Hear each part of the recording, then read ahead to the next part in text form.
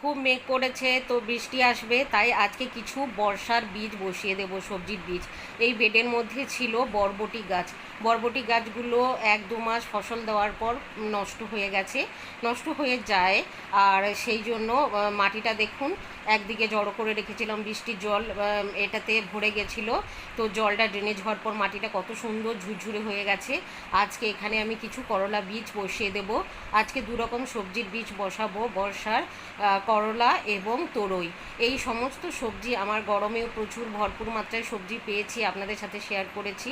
আর এই দেখুন, করলার বীজগুলোকে এই একটা বেডের মধ্যে 4টা থেকে 5টা বীজ বসিয়ে দিচ্ছি। বীজগুলো একদিন সারাদিন ভিজিয়ে রেখেছিলাম, তারপর সুতির কাপড়ে করে বেঁধে প্লাস্টিক দিয়ে চালের ড্রামে রেখেছিলাম। মাত্র একদিনে কত সুন্দর অঙ্কুর বেরিয়ে গেছে।